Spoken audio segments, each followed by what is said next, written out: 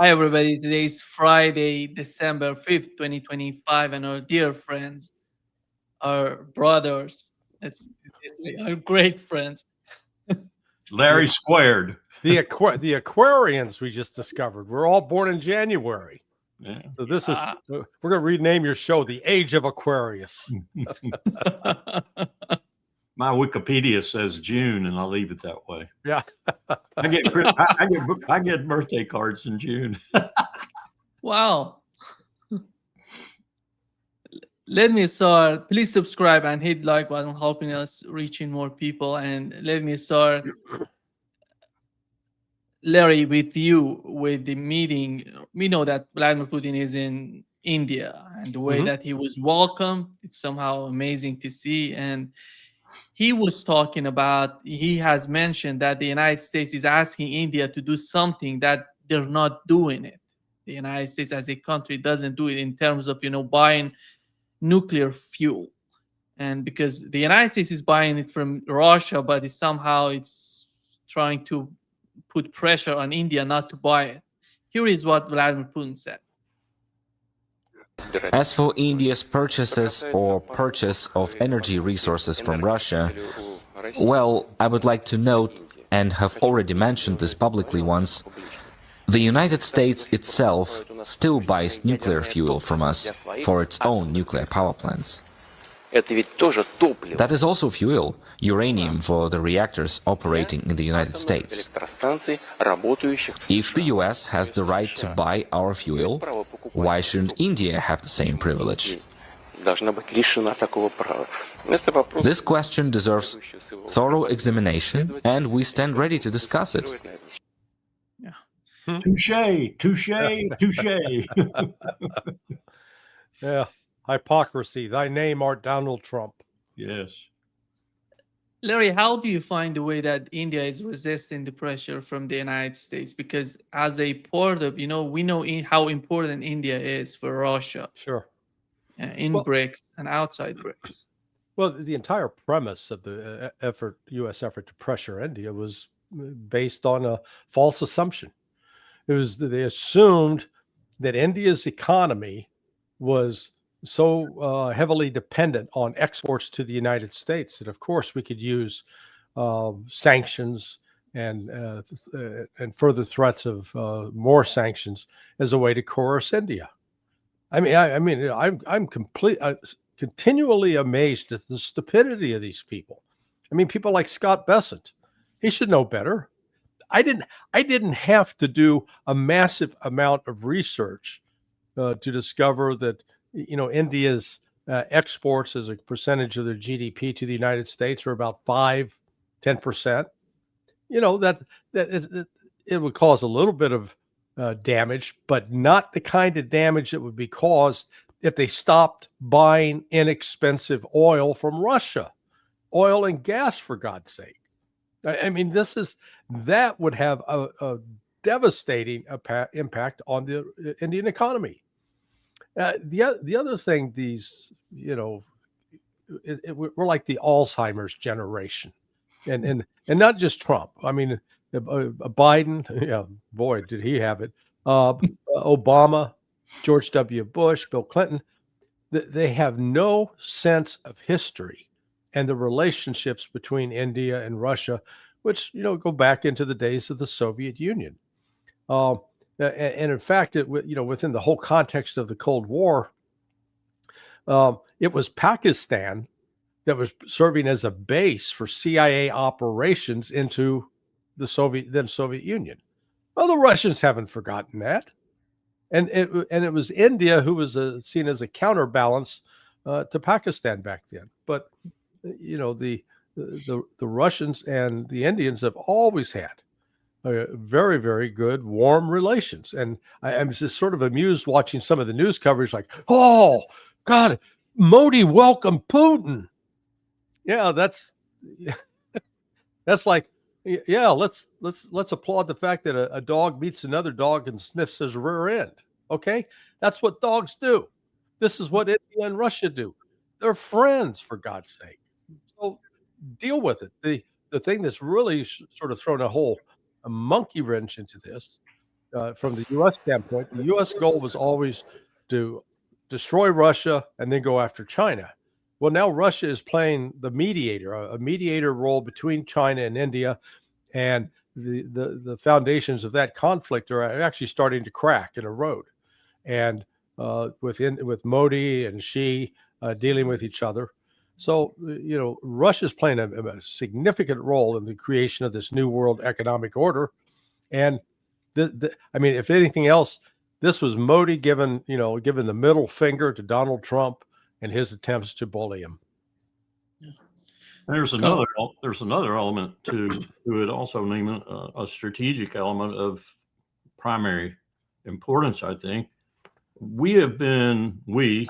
The administrations I've served, all the way from H.W. Bush, have been trying very arduously to create a new nuclear relationship with India. One that the Congress wouldn't rip our rear ends off for doing, because some of them anyway, because it had implications for helping their weapons program. And I've been involved in that diplomacy. It was very fine-tuned. It was carefully done. The people who were carrying it out, God save the Queen and King, were diplomats from the State Department, principally, some DOD help. But it was an arduous time trying to get the balance in there to form this new relationship with India that our domestic people would accept and that India would accept, and that wouldn't be a real danger and would be an economic boon. And even, as Larry was insinuating, a strategic boon for the United States to kind of pull India into the nuclear world that we dominated rather than the one others might dominate. We've killed that. We've destroyed it. We've murdered it in its nascent crib, as it were. I mean, it was blooming. It was blossoming.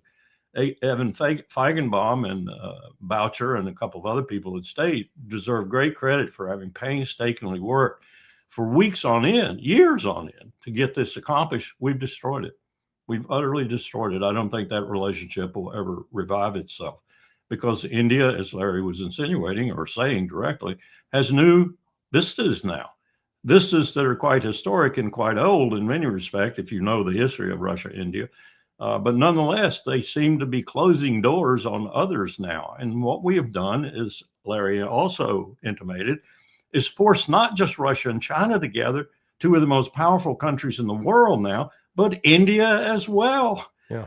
Soon to outstrip China in population and producing engineers and others at a rate that's phenomenal. And we're making enemies of them all. This is preposterous. But there is a way to deal with that, Larry, to have a better understanding of what's going on, I think, between Russia and India, or Russia and China. Do you feel that the Trump administration is getting there to understand, there is some sort of limitation on the pressure that you can inflict on these countries? And what would be the outcome for them, for their attitude? Well, they're starting to understand that they don't have the leverage that they thought they did. In the past, we had this commercial in the United States, 20, 30 years ago. It was about an investment, a company that was trying to get people to, invest their money, buy stocks. It was called E.F. Hutton.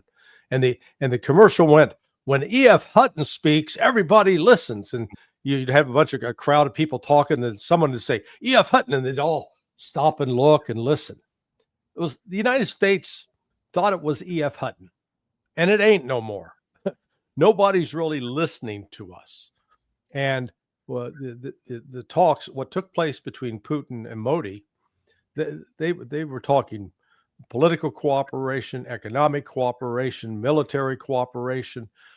Just this morning, they announced, or morning my time, evening their time, that Russia's going to start producing their fifth generation fighter, Su-57, in India. And India's got the S-400 air defense system. And boy, it sure wants now the S-500. And, Russia hasn't made any immediate commitment on that. And then at the same time, Russia's building, I think it's the largest nuclear power plant in India. And they just brought already two two of their reactors online now, so it's already providing power to India. So the U.S. attempt doesn't recognize that the change in the world. We're witnessing the birth of a new world economic order. It's the foundation of it resides with Russia, China, and India. Those three in particular. Brazil to a lesser extent, and South Africa. South Africa is just sort of, they're hanging on for the ride. But the real power lies in Russia, China, and India. India and China in particular, because of the size of their countries, and representing about a total of 3 billion people within the world economy. So the United States is unprepared for this, and it still thinks that it can compel people to do its will. But what we've learned over the last 3 or 4 days, the number of these countries, particularly China, they're no longer buying U.S. Treasury bills, and Scott Bessent had to come out, and the U.S. government had to buy its own Treasury bills. So the United States now economically is finding it increasingly difficult to get the world community to support our drug habit. I'll call it a drug habit. As long as they kept buying our dollars, man, we could spend because we didn't have to worry about paying it back. Now we have to worry about paying it back, and these other countries are increasingly dealing with each other economically in terms of their own currencies. So this meeting today in India, it was symbolic of the weakness of the United States in an arena where it used to be powerful. Larry and I have coordinated ahead of time. Apparently, it must be our birthdays. That nuclear power plant that Larry just mentioned, Russia's going to build, was a major objective of our strategy. Westinghouse, Hitachi, Mitsubishi, lots of companies, allied and American, were looking at that, and subsequent ones. I suspect they're all gone now. Carl, we talk about India, Russia, and China and other countries. You see their national interest is the hardcore of what they're seeking for. But do you see that happening in the United States, or some sort of ideology is running in the United States, the whole foreign policy of the United States? Carl. You asking me? Oh, what? Tell me the ideology other than money. What is the ideology that's driving the policy of the United States? Sometimes the money doesn't, overlap the national interest of what you're doing. Well, I don't see it overlapping in any significant way, except for the benefit of the Trump clan and the Trump family. That's what I see. I see they're a pack of grifters. And that's why they've just turned their back completely on Zelensky, as far as I'm concerned. That's the way these grifters operate. That's the way real estate agents operate. That property is no longer valuable. I don't need it. Get out of here. I don't want to talk about it. But when you talk about policy, the policy is, if it exists at all, is out of the royal man's mouth on a daily basis. And when you have nothing but sycophants, or would-be sycophants, in some cases, they don't know when to shut up, in other words, and they're not very smart, executing as a cabinet and as principal members of your National Security Council, that kind of policy, it looks kind of strange. And what Larry just said about the Secretary of the Treasury is absolutely right. Yesterday, it was leaked that he even mentioned in a meeting, and I have no doubt that this is accurate, we are going to have payments on our debt of $3 trillion within the next decade. We can't even begin to deal with that. So what do? Shut down? What is Trump going to do if it happens within his 4 years, maybe even earlier than the 3rd year or the first part of the 4th year? What is this team going to do when we cannot pay the interest payments on our debt? Period. We're going to shut down in many respects. It's going to be extremely difficult on the average American. That's the real pain that's coming. And on those who are in, I would say now, not the lower 50%, but the lower 65%, who are living from paycheck to paycheck, meal to meal, apartment to apartment, and wondering where the future's going for them. If Bessent's right, and I think he is, that we're certainly courting 2 trillion. And he was intimating we might be courting 3 trillion. This is disaster. Larry, you remember one of the reasons that people voted for Donald Trump was that he was talking about, reducing these military bases outside of the United States and bring them back home in order to make the United States stronger, make America first again. Do you think that sort of policy is disappearing from the scene? Yeah, in fact, my understanding is we're wanting to build between Sweden and Norway more than 10 new bases. So we're like crack addicts or meth addicts, and we can't stop. We can't help ourselves. Yeah, we know we ought to stop. Our teeth are rotting. Where we look 20 years older than we really are. But by God, we got to keep spending that money on military affairs and intervening in the affairs of other countries. We just can't help ourselves. So it is, Trump has betrayed his base on that, and they're turning against him. Look at the deal we just apparently worked out with South Korea to provide them with the same kind of submarine technology and submarines that we're supposedly going to provide Australia. We can't even build the submarines ourselves. Both programs, attack and ballistic, are well beyond cost and well beyond schedule. By congressional law, they're supposed to be canceled, automatically canceled because of those 2 factors. They're not going to do that because they're so serious. But does South Korea believe it's ever going to see these? Does Australia believe it's ever going to see these? Now, here's the skinny. We're hoping that the programs will become so behind schedule and so expensive in our own shipyards that they will take over and they will build them, maybe according to our diagrams, blueprints, and so forth, to an extent. And they think we're never going to surrender the top, most sophisticated nuclear submarine technology to anybody, period. Not even this grifter in the Oval Office today. So what are the South Koreans and the Australians going to get? Air in a bag, probably. Yeah. Larry, after the talks, 5 hours of negotiations, the last round, if I'm not mistaken, was the 6th round of negotiations between the United States and Russia. And here, what John Bolton is talking about, he believes that Donald Trump is selling out Ukraine, and that wouldn't benefit the United States position. And here is what he said, Larry. Write a piece for the Telegraph talking about Trump and your view selling out Ukraine, but the headline there says, but the tide may be turning. So perhaps pick up on that part of it if you can. Well, I think by this point, enough Republicans in Congress have seen that there really isn't any hope that Trump is going to look out for American strategic interest here. He's looking for a Nobel Peace Prize. It's just as straightforward as that.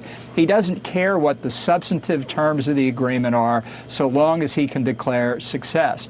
And I think there are still enough Republicans in Congress and plenty in the country who oppose the Russian aggression, who think it harms vital American national interest and peace and security in Europe. And I hope, as has been emerging over the past 30 days, that more Republicans in Congress are prepared to disagree with the president in public. That's the hope I have. What is the strategic national interest of the United States in Ukraine, and how is that going to help the United States if the war continues the way that is, the Europeans together with Ukrainians are fighting that?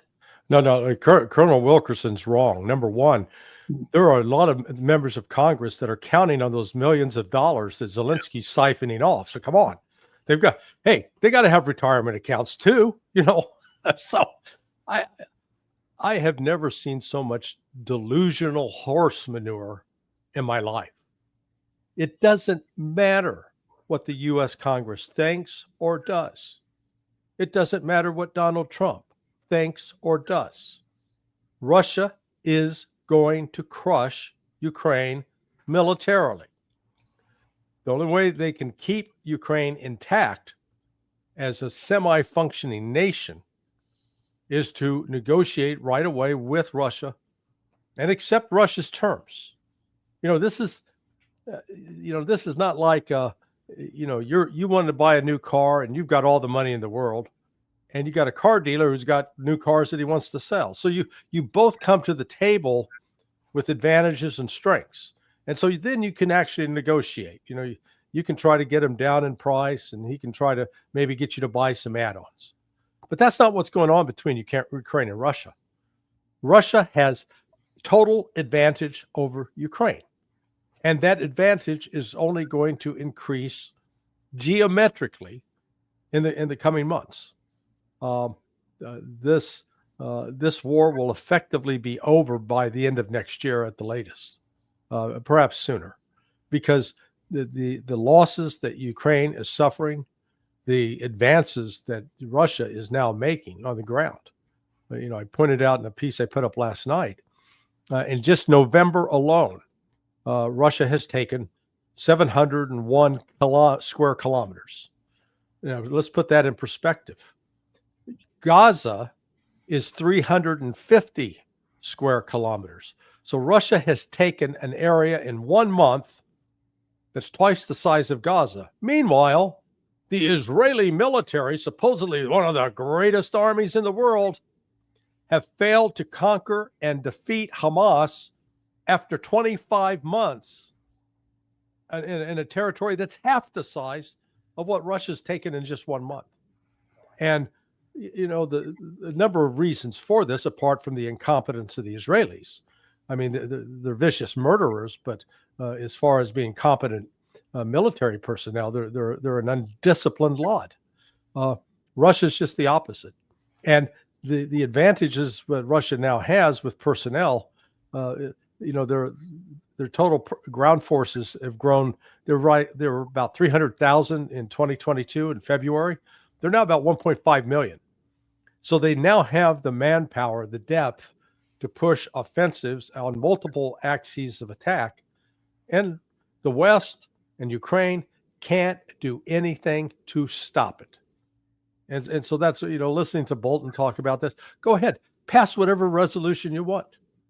Sanction Russia some more.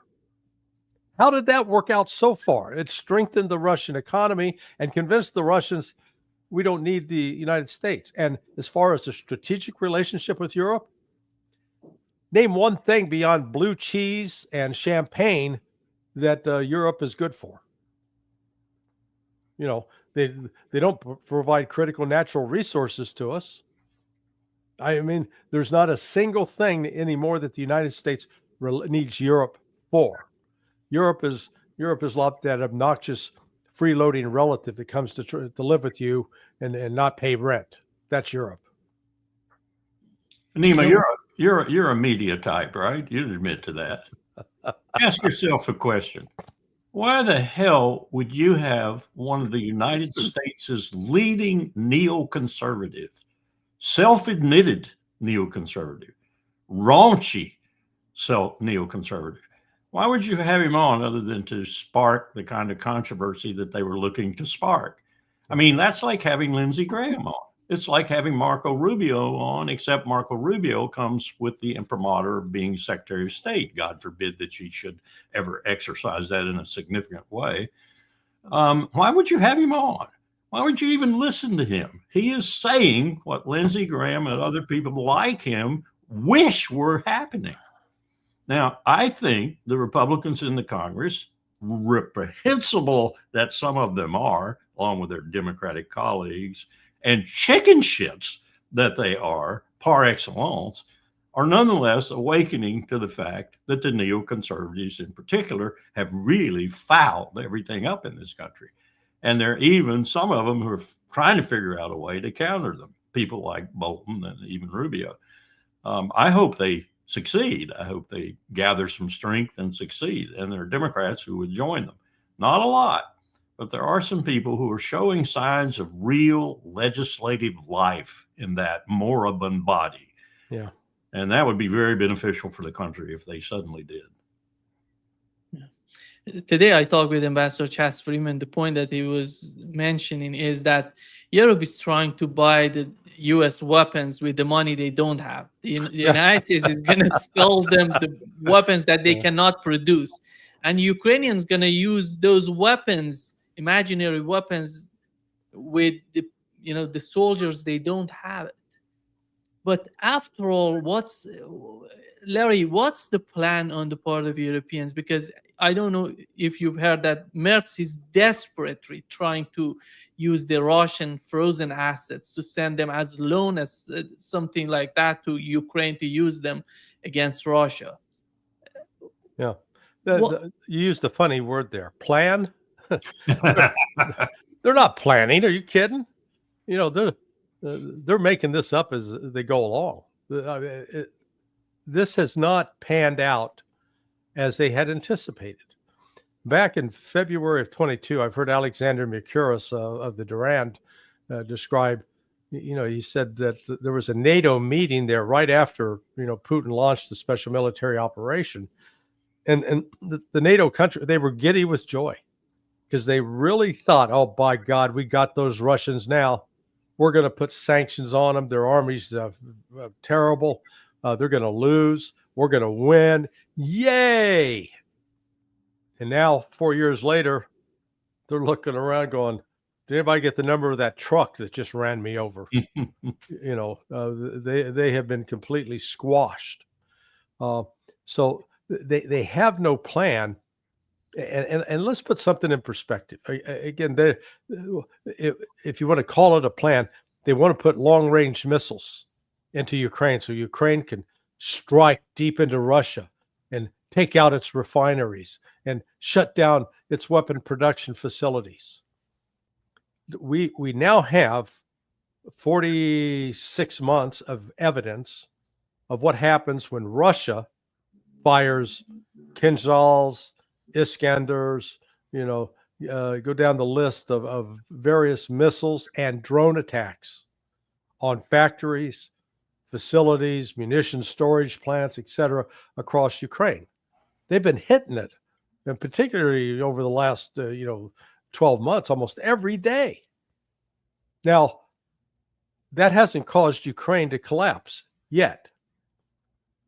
There is no way in any realm of reality that Ukraine, even if the West had industrial facilities capable of this, could produce enough weapons to inflict the kind of damage on Russia that's been inflicted on Ukraine. So my point is, if firing all these missiles, it sounds great, but Russia knows there's still limitations to what you can achieve. You ultimately got to put troops on the ground, march forward. You do take territory, and you do kill a bunch of their soldiers. And then ultimately, that's how you win this. It's not the only way. I mean, you've got to have the economic plan in place. But it's just, again, it shows how detached from reality these people in Europe are. They don't think through the logistics of this. And we've had it, this kind of magical thinking. I mean, good God, it goes back to World War II, where, Curtis LeMay and the others with the 8th Air Force, they thought, man, all we got to do is just drop enough bombs on Germany and the Germans will surrender. Well, didn't work out. Same for Japan. And so they persist with this mythology now. All we got to do is drop enough bombs, fire enough missiles, and the other side will be crippled and can't continue the fight.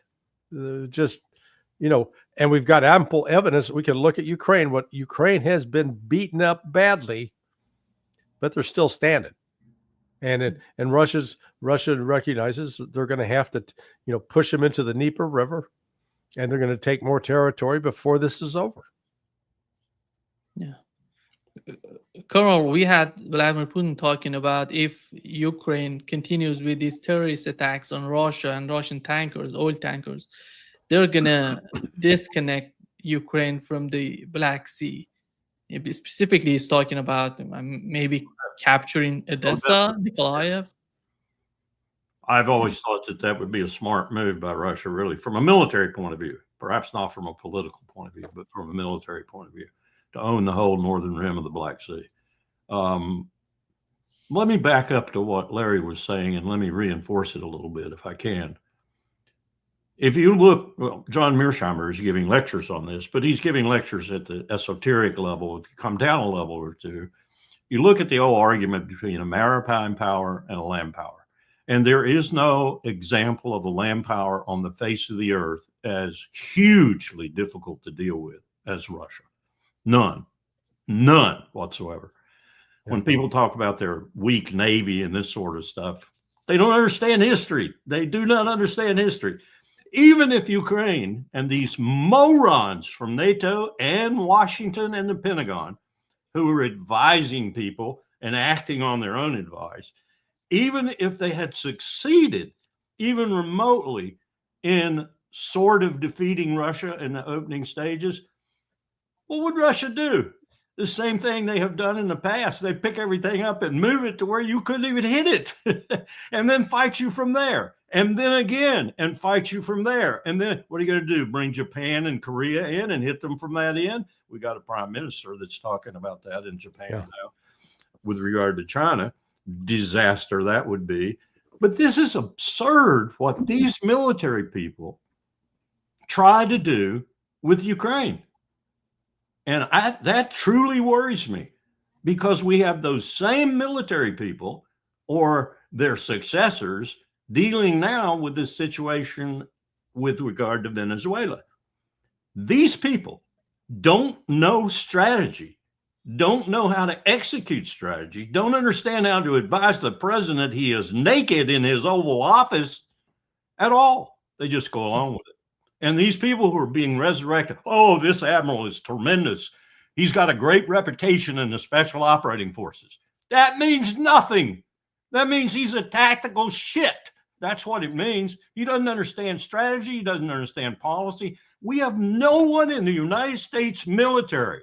And Chuck Hagel, from his position in the Senate, warned Powell about this in 93. There is no 3-star, no 4-star on this list by law I have to accede to, whom I would make a unified command commander, let alone a vice chairman or a chairman or a chief of service. Not a single one, Colin. What's wrong? That's our heritage. That's what we have now. Morons.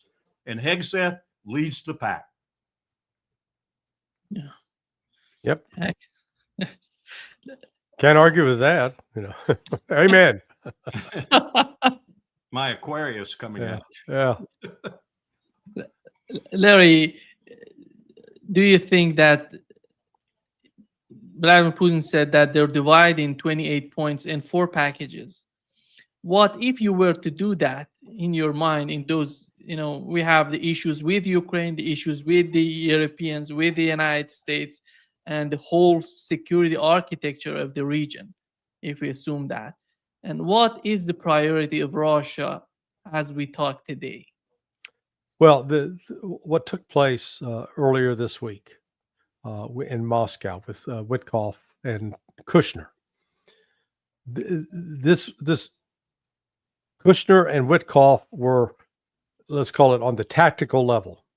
They were dealing with trying to talk about nuts and bolts. What color of upholstery do we want in the car? What kind of wheels do we want? And Putin's talking about, do we want to even have cars, or is there another better way of transportation? Okay. So that the 5 hours was spent getting Kushner and Witkoff detached from their focus on what they could do to achieve a ceasefire. They're still, Trump is still laboring under the notion that there are areas where Russia will make concessions, particularly on territory, that they'll stop the fighting in place and give the Ukrainians basically a chance to recover. Not going to happen. And Putin was making that point to them very clearly. But instead of telling them to, shove it up their backside and go pound sand and don't come back until you got something more sensible. They kept it on very cordial terms. Because I think Putin believes he can ultimately entice Trump to come and to deal with Russia on an economic bilateral basis without having to worry about what the Europeans think. And so this wasn't this was not a negotiation about those 28 points. It was more to establish what kind of framework of negotiation are we going to have. And Putin made it very clear a week ago in Bishkek, where he said when the negotiations start, Lavrov is going to be in charge of it, and Medinsky and Ushakov will be assisting him. The Russians are sticklers for legal procedures and those kinds of details. And he also reiterated, we're not going to be negotiating at any type with Zelensky. He's a criminal. He's a pirate. He's illegitimate. There has to be a legitimate leader in Ukraine that we can deal with. Now, I'm not up to speed enough on the Ukrainian constitution. I don't know what kind of procedure is in place that Zelensky resigns and then is replaced by a vote of the Rada. And, would they put someone like Zelensky in? The Russians would negotiate with a Zelensky if, and only if, he was legally placed into office. Now, he's an avid supporter of the Azov and right sector, and he represents the Russian desire to denazify. He's part of the problem, but Russia could still talk to him.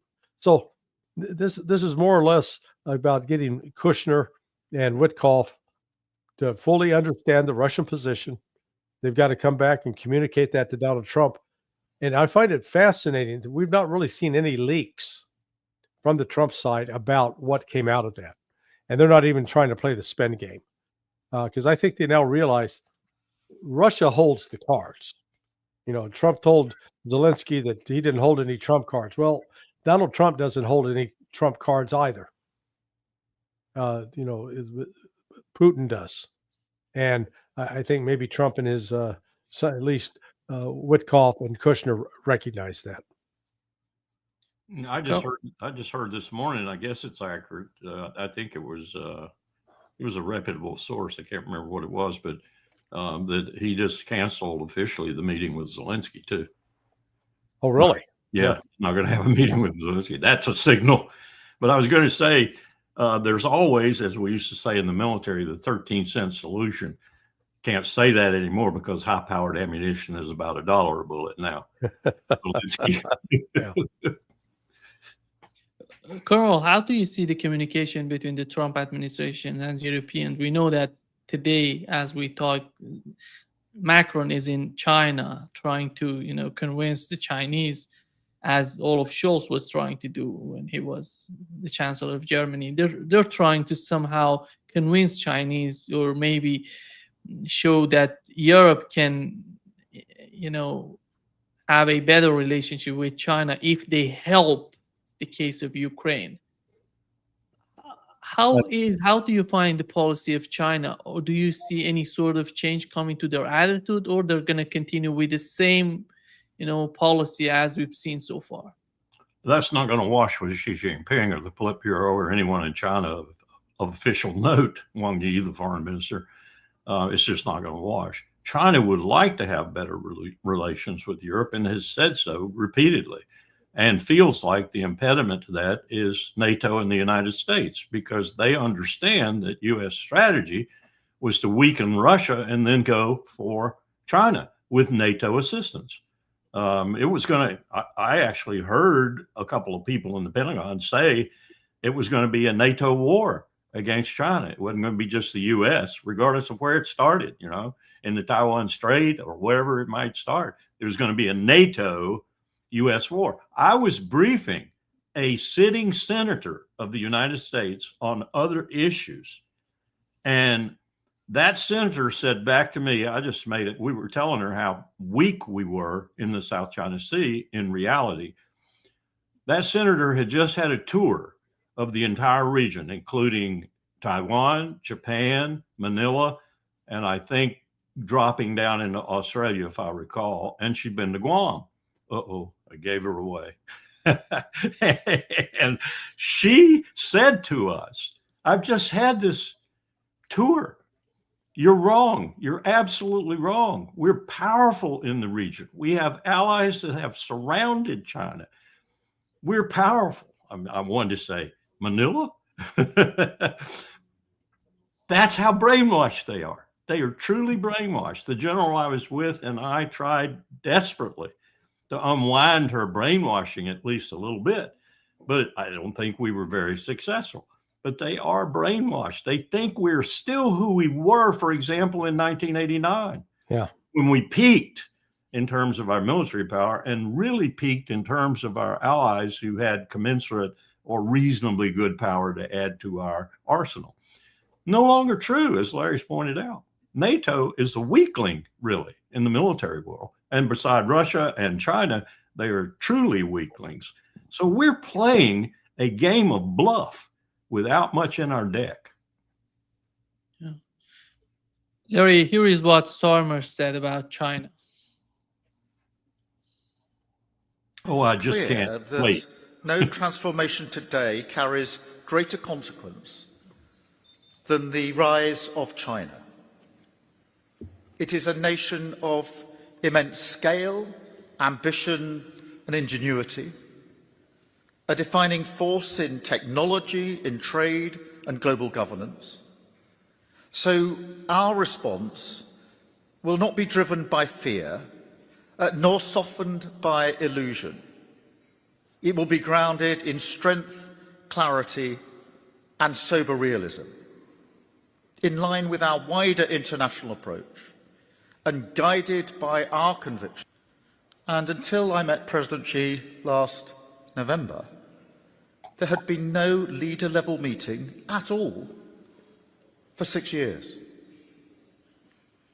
I'm talking here about the second biggest economy in the world, a nation that accounts for over a quarter of global R&D and leads in some critical technologies that are key. With Hong Kong, it is our third largest trading partner, supporting around 370,000 British jobs. And, my Lady Mayor, I'm also talking about a country that is projecting its power, a permanent member of the UN Security Council, and one of the world's most powerful militaries that is rapidly growing its nuclear stockpile. And, yes, a country that poses real national security threats to the United Kingdom. To put it simply, what is, Larry, that the national security? Let me just, one comment. Go ahead. I wrote this down, playing on his words.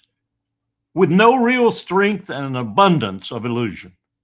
That's what they are. And by the way, Mr. Starmer, they're the #1 economy in the world.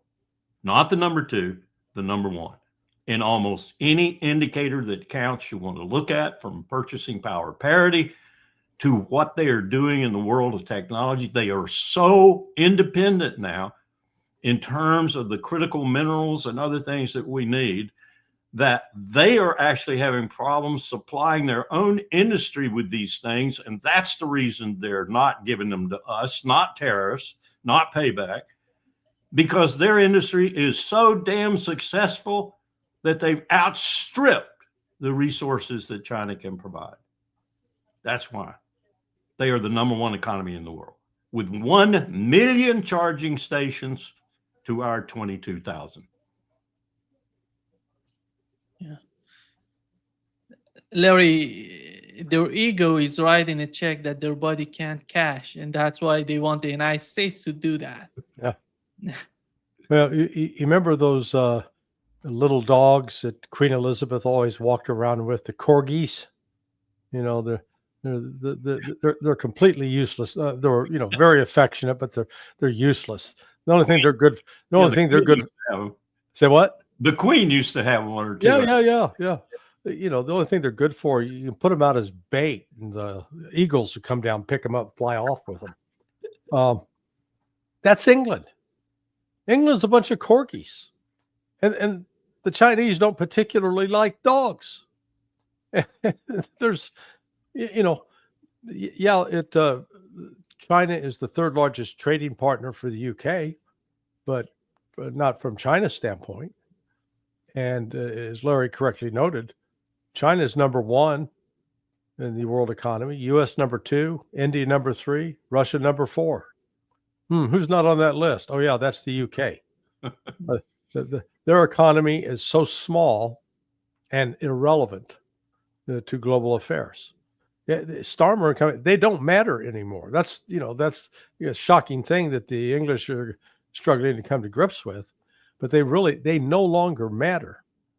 They've got a great history in terms of being, played a critical role for what the development of what we call Western civilization.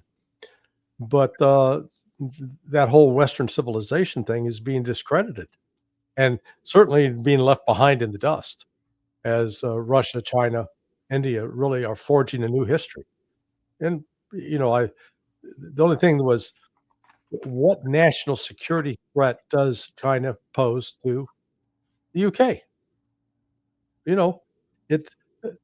Within history, it's not the Chinese who went to England and took control of England and ran affairs out of Hong Kong. That was the British. The Opium Wars. I mean, the Brits inflicted a lot of damage on the Chinese over the years. And, they got, I think the Brits got accustomed to the notion that those Chinamen were inferior to them, the Brits. And now Chinese have come into their own, and frankly, they don't need England, the United Kingdom. It's irrelevant to them. Yeah. I was thinking about this the other day, and even in geopolitical and geostrategic terms, and going back and looking at a little Mackinder and thinking about how the world is shifting so dramatically. And Russia is the leading land power on the face of the earth. Always has been in some respects, certainly latently, but now I think really. So what's happening to this battle between the maritime and the land? What's happening in that regard? Britain is disappearing once the empire upon whom the sun never set, and with a Royal Navy that was envy of the world, if not the fear of the world, has nothing now. It can't even man its main warships because it doesn't have enough people. At the other end of the world, the other maritime power, Yamamoto would have called it that anyway, I would too, is disappearing as well, despite this new prime minister and her belligerence and braggadocio. It's disappearing also. It's disappearing demographically, and it's disappearing in what? The shadow of another massive land power that abuts Russia, and that Putin will soon have probably some gripes about, because they are occupying what we used to call the Far Eastern TVD, and he can do nothing about it. Right now, he doesn't have the assets to turn on and develop it, so China's doing him a favor, really. But it will come to some tension eventually. But what we're looking at, and my point is, land powers are taking over the world rather than the maritime powers. At the same time, we have things happening in the maritime domain that are saying at least surface fleets are obsolete. And these missiles Larry's been talking about, that Russia happens to be way ahead of everybody else in, are making them obsolete. So what does this mean for the island and land power called the United States of America? It means we're in the middle of it, and we better be smarter than everybody else, and we are dumber than everybody else. So what does that mean? We're going to lose this classic age-old struggle between the maritime power and the land power, because the land powers are stealing a march on us every day. And China has the largest deep sea fishing fleet with 6,000 ships in it too. Larry, shifting the gear a little bit to the situation in the Middle East, we had, the CEO of Israeli American Council, Elon Carr, talking about that we have to use in the United States. He says we have to use the same sort of strategy that Israel is using in the Middle East to defeat its enemies. Here is what he said there. We are living in a time of miracles and unprecedented opportunities. And the challenge for us here, and with this I'll end because this is key. The challenge for us here is to leverage Israel's successes into our successes and our victories here, because we are one people. Israel's weakness is ours and Israel's strength is ours. And now that Israel has turned the entire geopolitical situation on its head, our job in the diaspora is to leverage those wins and win here. Do to our enemies here what Israel did to its enemies there, and on that, the IAC is focused. Yeah. Well, let's first get this guy a testosterone injection. Good God. I mean, I didn't initially see, I was listening to the voice. I thought you said this was a guy. It sounded like a woman. So we'll start with that. One of the biggest lies that has been pushed by the Zionist lobby is this notion of we got a Judeo-Christian heritage. No, we don't. We have an Islamo-Christian heritage. And here's what I mean by that. Within Islam, Jesus is venerated. He is seen as a holy prophet.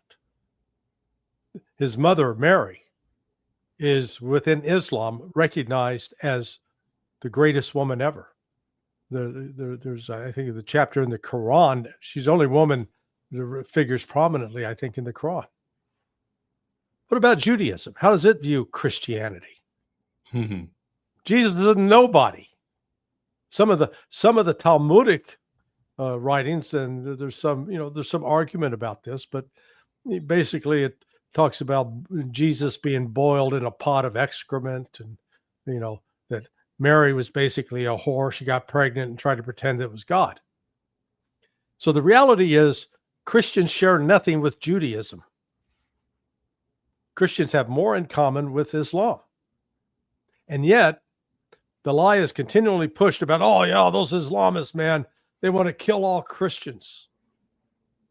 And yet you go to Iran. Do you know anything about Iran, Nima?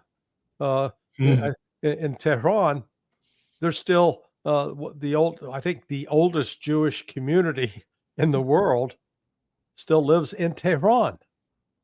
Wait a second. I thought they were going to kill all the Jews.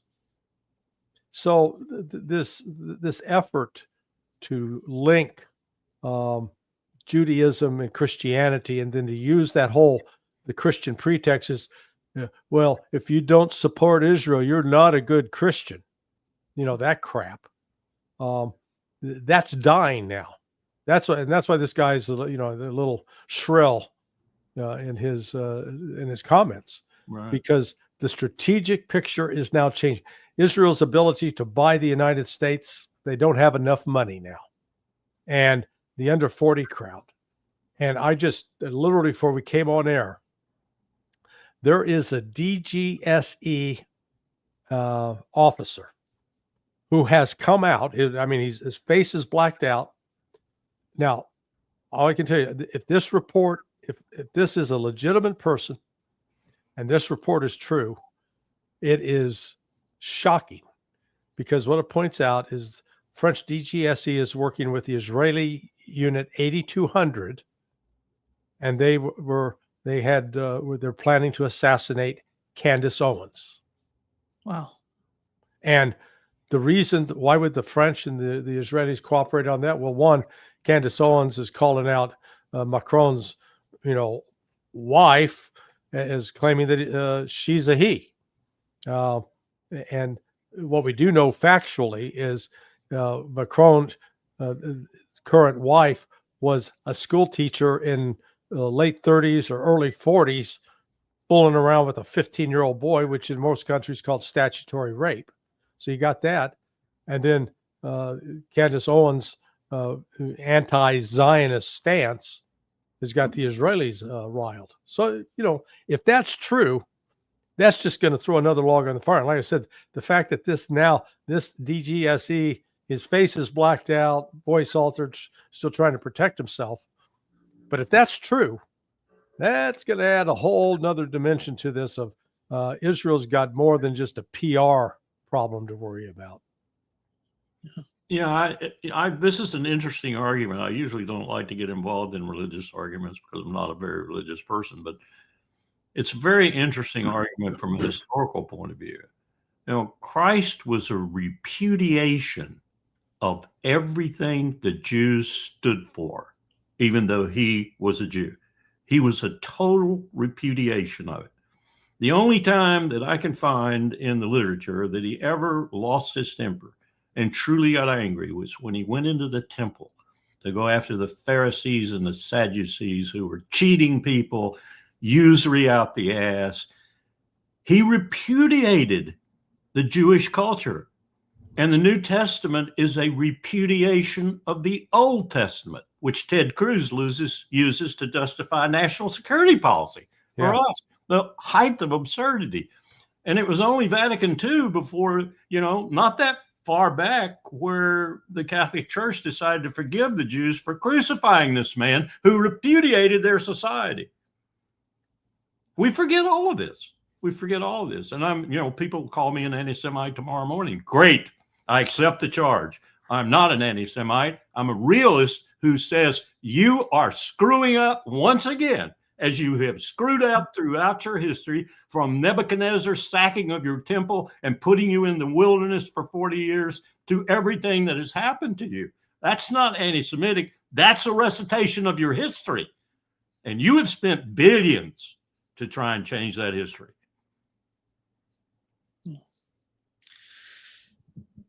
Thank you so much, Carl and Larry, for being with us today.